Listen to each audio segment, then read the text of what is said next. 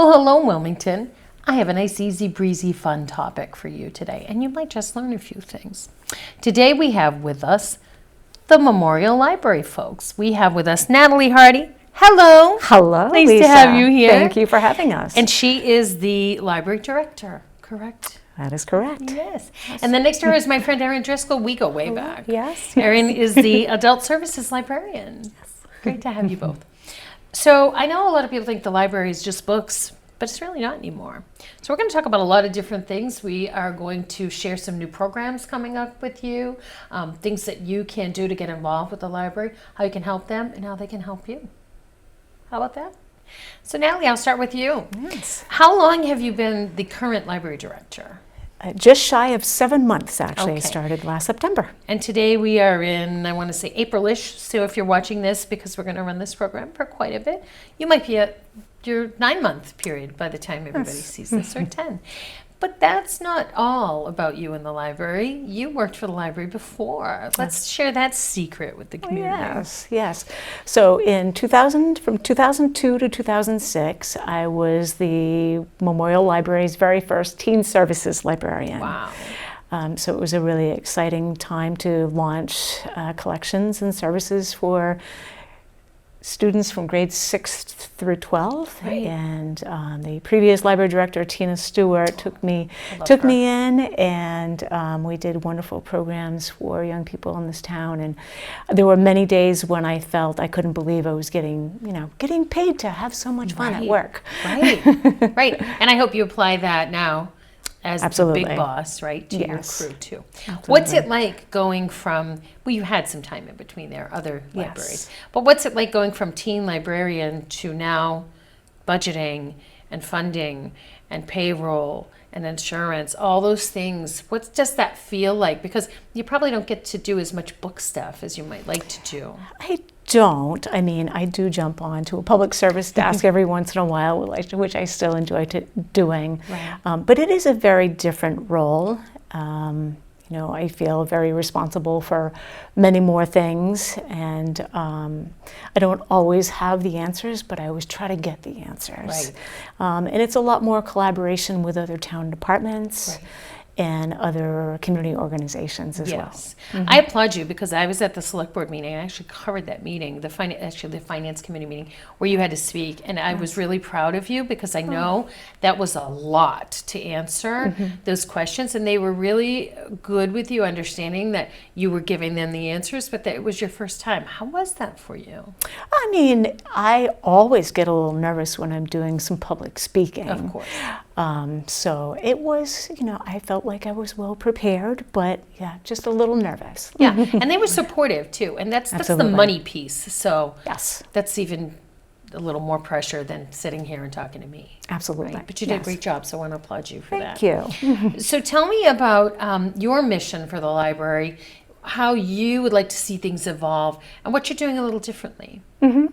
Well, we just got done with our brand new strategic plan, which spans from fiscal year 26 through fiscal year 28. So we have lots of new initiatives that we have in that document, and a lot of them involve bringing our collections and services outside of our four walls. Okay. We are a building that is jam-packed, and we've run out of space, and we are looking to bring some collections out beyond the library, into some book vending machines that are similar to Redbox. Nice. Where residents would be using their library card and scanning it on a screen and selecting books that they could borrow from these machines even after the library is closed. So it would be expanding our hours. Yeah, because so many of us are doing so many different things now. COVID probably changed some of that, but you weren't with Wilmington Library at that time. Correct. I don't think, right? Yes. I love Tina Stewart, she knows that. But she has worked within that space, for a very long time, making it as usable. Every nook and cranny was used to its fullest amount. But this vending machine thing sounds kind of great, because people then can come after hours. They don't have to worry about when the library's open. But you changed your hours a little bit, didn't you? Didn't you change your hours to accommodate more? Yeah, we recently changed them back to being open again at 9 a.m. on Fridays, and re-expanding our hours Monday through Thursday evenings until 8:30, so that we would be able to start our evening programs at 6:30 rather than 6:30 or 7, so that we can accommodate folks that would like to attend evening programs and still need time to get home from their commutes and have dinner and then join us for our programs. Right. Yeah. And not only that, you've got a lot of college students that come through the facility, so they're going to need time after they get out of their classes to come and use hotspots and things like that, which we're going to talk about in a few minutes, right? Yes. Okay, Erin's waiting there very patiently to tell me all about everything. What's new with the adult services portion of the library? We've got 4 hours. Go. Sure. A lot of things. We've expanded kind of some of our Library of Things collections and our just adult collections in general. We have a new adult video game collection, which is exciting. Cool. We had one years ago and it had kind of declined in popularity, but with COVID, like everyone got a Nintendo Switch and now loves playing video games. So we've reintroduced that collection. And we have like different accessories and things like that for it, like the Nintendo Switch Sports kit and things like that. Yeah, if you want to do some, golf or sword fighting or whatever. Okay. When you say Library of Things, I know what it is because I did a program with Brad McKenna, who's the technology librarian here, right? But the Library of Things, can you just tell people what it is in case they said, what did she say? What is that? Yeah, so it's, a bit of a non-traditional collection, and it's really objects that maybe you only need every once in a while, like a code reader for your car or something like that, or something you might want to try out before you buy it, like a Nintendo Switch. So it's a pretty comprehensive list. It's a pretty comprehensive list. Yeah. Yes. When you go look at the website, because I'm going to tell you about that in a minute, there are a plethora of things there that you would not associate with the library, but that are very useful and helpful. What's the website? It's wilmlibrary.org. Beautiful. We can go there and look at that. Yes. And is that under the heading Library of Things? How would we find it? Yes, it's under services, I think, and then it also has its own little box on the homepage. So now that we're in that area, let's talk about hotspots. First, let's tell everybody what a hotspot is in case we don't know. Sure. So a hotspot is a little mobile device that allows you to hook into Wi-Fi kind of wherever you are. So you can take it on your travels, is like usually the main idea, or if you have a project at home but don't have Wi-Fi at home, you can borrow it for 2 weeks from the library, and you can connect all of your devices to it, phone, iPads, laptops. We also have laptops you can borrow along with the hotspots. Cool. Yeah. I don't know if people knew that. Hotspots. The laptops I think people might have known, but the hotspot is a really useful device. We'll get Brad on here someday to explain it to us even more. But hotspots, how many? You have like 20 you said now? We really upped the ante on them, especially in the summer. They're so popular for people going on vacation. We wanted to make sure we had plenty to meet the demand. Right. So you do have to have a Wi-Fi source, either a phone or your home Wi-Fi to connect? Nope. So the hotspot itself is the Wi-Fi source. Yes. And then you can just connect any, connectable device to How it. cool is that? Yeah. What will they think of next? The reason we increased the number of hotspots we have is, I think, during the pandemic, they became even more popular because there were so many people that were working from home and working remotely. And so they really exploded in popularity during the pandemic. Right. I'm sure this is a Brad question, but or maybe not. The hotspot itself, does that help if you have people using multiple devices? Like by the time you're I think it's called bandwidth, but Brad can write in and tell me. When I'm using it and my husband's using it and the kids are using it, you need that hotspot to up the ante of your Wi-Fi. Is that right? No, so the hotspot provides the Wi-Fi, and you can connect several devices to it. I forget the exact number of devices, but I'm going to come by tomorrow and get one. And it's 2 weeks, right? 2 Till weeks, you can use that. That's pretty cool. What other exciting things that might not be considered library do we have? Lots of cool stuff. Laminating, Yes, our business copying. center. Yes. You have a business center now. Mm-hmm. Let's talk a little bit about that. Whoever wants to jump in. Sure. Well, we've always had, this printing, scanning at the library. We now have a fax machine, which is free at the library, and we have kind of created a new space in our front lobby for just other kind of business concerns. We have a laminator there, a shredder, just little things like 3-hole punches and stuff like that for people that are completing projects at the library. Wonderful. You have a pile of books there. I sure do. I don't go anywhere without a pile of books. I love it. Let's tell everybody Yes. what you brought us. Yes, so we are launching a new large-scale off-site author series, which we hope to have twice a year. Our very first one will be on May 8th at the Fez Room at the Shriners Auditorium. Wow. So we're billing this as a night out in Wilmington with a cash bar and book sales. And our very first feature author is Chris Bohjalian, and he has a brand new book called The Jackal's Mistress. And he lives in Vermont. He's originally from New York, but now he's a New Englander. He has written 25 different novels. Some of them are historical fiction. A lot of them are psychological thrillers. He's not into fantasy or science fiction. So these are all realistic fiction Wow. titles. And we're hoping to fill that room with, about 300 people.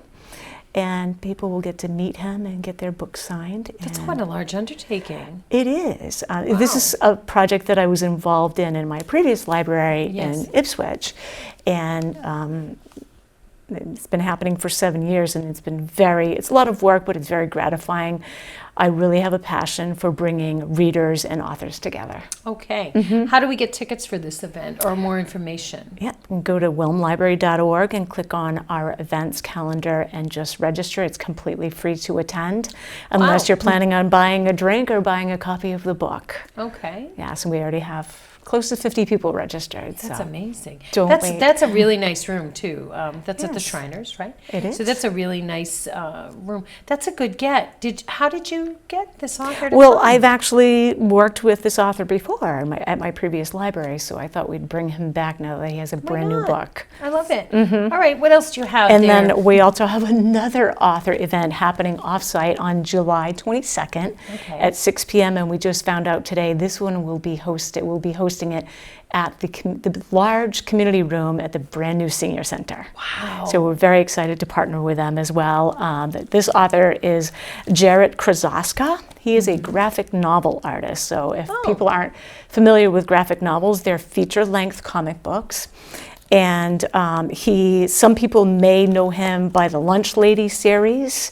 So this is actually a series that's based on a real lunch lady that Jarrett actually knew in his elementary school in the Worcester area. I love it. So there are many of these, and he's also written a couple of autobiographical graphic novels, Hey Kiddo and Camp Sunshine. Camp Sunshine is all about his personal experience as a high school student working as a camp counselor in a summer camp up in Maine, and the summer camp was for children who had terminal and chronic illnesses. Wow. So we're really excited. This is going to be an all ages program, so we're really excited to gonna host ask you him about as that. well. Yes. Okay. Now, if we want to learn more about this and other things that you guys are doing, we can get the newsletter too.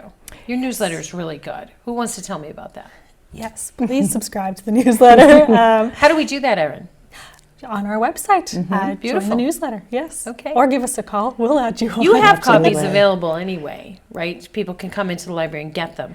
But if Yes, you we want have to our- subscribe, they're email delivered or? They're email delivered. Yep. Okay. Every other week, depending on which, there are different age categories. So you can sign up for the kids newsletter, teen or adult newsletter, or all of them. Okay.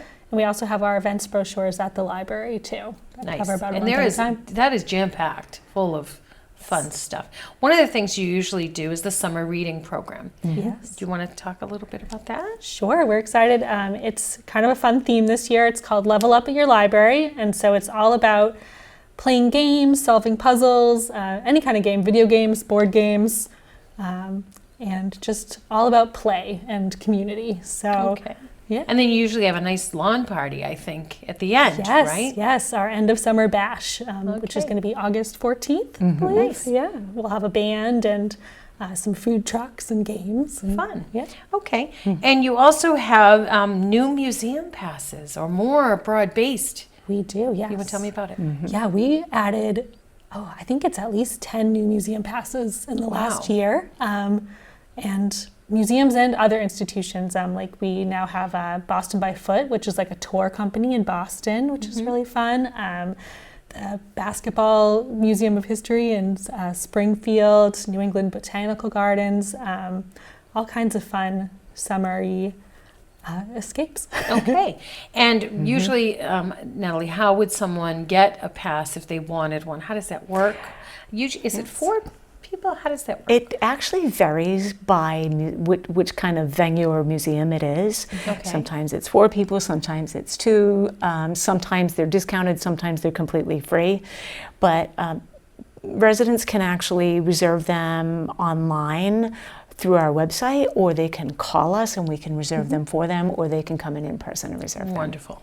One of the things I heard at the Finance Committee meeting that you spoke about was the consortium. Yes. And expanding that a little bit. For those of you who don't know what the consortium is, let's tell them what it is. Yes. So the Merrimack Valley Library Consortium is a group of public libraries in this area. There are 36 of them, actually. The geographic area starts way over in Manchester by the Sea and goes all the way down to Burlington, and then all the way over towards Groton and Westford, and all the way up to Newburyport. Okay. And so we have a shared online catalog, and we also have a van delivery service that actually carts library materials around from all of those libraries. Wow. So that if we don't have something in Wilmington that you're looking for, you can have us request it for you, and it will come from one of these other libraries, and we notify you when it comes in, and you can just return it right here in Wilmington. So it's basically community sharing, Exactly. but bigger. Yes. Can you get Library of Things from the It consortium? varies on the item. Some things we don't want to ship in a Right, box. my goodness. Yeah. So it really depends on the item and on the rules the library has set for it. But that's really great. Does the consortium also work if, let's say, Wilmington has 5 copies of something and it's out, and someone else has more? Does it work that way Yes, too? yeah. The first library to pull it off their shelf will send it to you I on love that it. day. Yeah. I love that. Okay. What's a typical day like for you, if there is such a thing, Nathalie? Oh, well, I like to say that working in public libraries is actually, there are no 2 days alike. True. Which is why I've been doing it for over 20 years. It never gets dull or boring or routine. I'm always learning something new. But in my newish role, I am definitely communicating a lot with other town departments, but also communicating with the staff, leading staff meetings or trainings. Getting to know patrons when I'm sitting at a public service desk. Right. I'm not involved in developing the collections anymore, but everybody else does a really good job doing that. And I'm kind of, definitely heavily involved in some of these off-site author events. So Okay. there's a little bit of everything. I never get bored. Right. How do you come up with the collections, Erin? Oh, sure. It's a mix of, we have a number of professional journals and things that tell us what's going to come out 6 months from now. So Okay. kind of get a fun little insight into what's coming up. But also, patron requests. What have people indicated on their account that they are looking forward to checking out? Yeah. You know what I find fascinating about folks that are in the library community? This should seem like a no-brainer, but you all are avid readers, all of you. And you all, the ones I've met anyway, and you listen to podcasts, so you really eat and sleep books, all things book. So I'd love to be able to be a fly on the wall during one of these meetings where you can kind of get the edge and figure out what's really going to make it big. Do you have any things that you picked that you're like, I knew that was going to be a winner?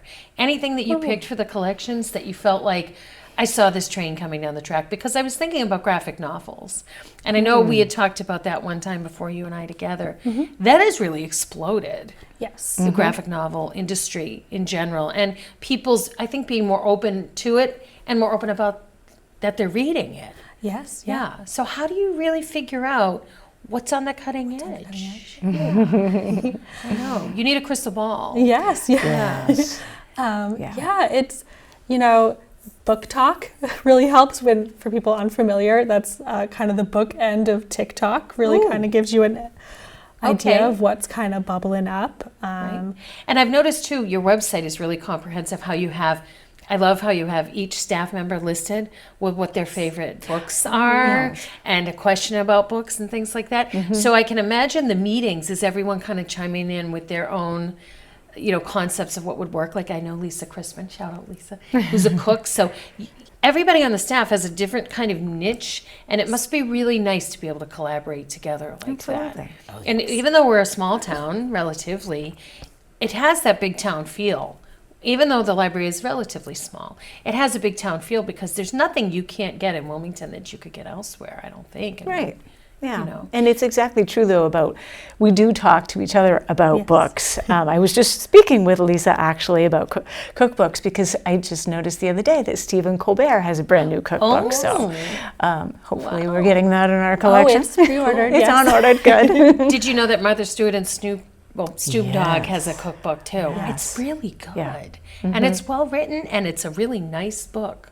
Do we have it at the library? I believe It's so. good. I have 2 copies if you need one. I'll consortium them right in too. I think anything written by Martha we have pre-ordered. I have to say I was impressed. I kind of bought it as almost like a joke, but it's really well done.